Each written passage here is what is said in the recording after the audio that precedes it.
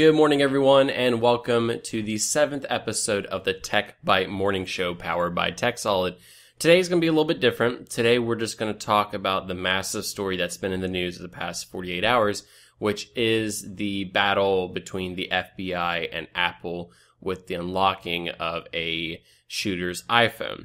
For those of you that don't know, the FBI has requested/ordered Apple to create a version of iOS that will allow the FBI to brute force attack the passcode combinations of the iPhone 5C that they have seized from the scene.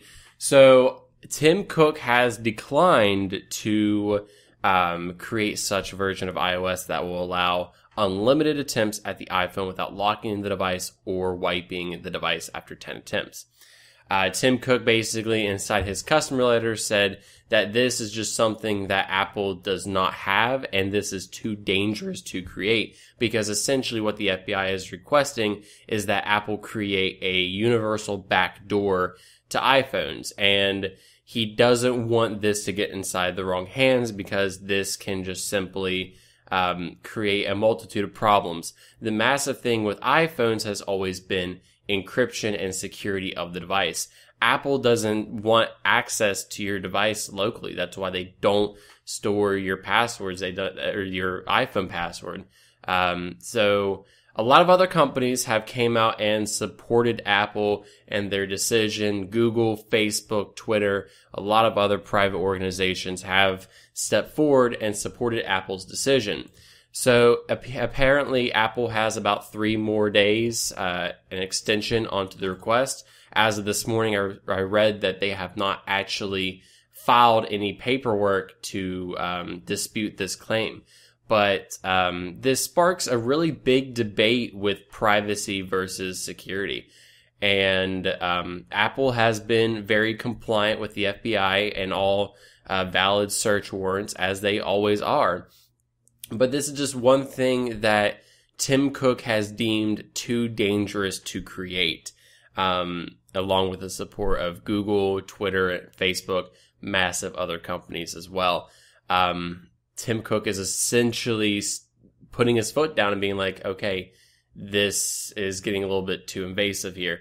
Now, the massive argument that I'm seeing is Apple trying to defend the terrorists? No, Apple is not trying to defend the terrorists. Obviously, what happened in California is absolutely horrible. We should take steps to prevent these, but creating a version of iOS that has a backdoor is just not safe, from my personal opinion. I'm personally 100% pro-government and pro-law enforcement. I think our law enforcement does a great job each and every single day keeping us safe from attacks, foreign and domestic. But personally, I'm not an engineer. I'm not completely educated on whether or not they could do this without creating a master key is possible. But from a quick look and a read through everything, it just does seem too dangerous to create. There's ways around this with exploiting the trust certificate, because whenever you plug up an iPhone into a computer, you establish a trust certificate. So I would imagine the FBI has tried everything, including finding possible computers that this iPhone has been plugged into. But it's a very touchy subject, because this is where we kind of get into the gray area of privacy versus security. And Apple has done a tremendous job keeping our data safe from attackers, keeping our iMessages encrypted, two-step verification active on iCloud accounts. So Apple's done a tremendous job, but this will be very interesting where this rolls out from this point forward. Probably the Supreme Court may have to rule on this. Can tech companies be forced to unlock iPhones, because they don't have the keys. They don't have the key to everyone's iPhone. This would be something that they would have to create. So obviously a very, very touchy subject here in the news. I'm personally a big advocate for personal privacy and security, but I'm also 100% pro law enforcement, pro government. Tim Cook and myself, I I believe that the FBI's intentions are good with this request, and Tim Cook believes that as well. But Tim Cook just believes that creating a backdoor / master key to iPhones is just too dangerous. So I will leave some links inside the description below if you guys want to read up on this topic. It's actually very interesting, whether you are Apple, pro Apple or not, whether you're Android or Windows. It's a very interesting topic, so I'll leave you guys with this today. Also, side note, just wanted to say thank you guys. We are just about to reach 1,500 subscribers.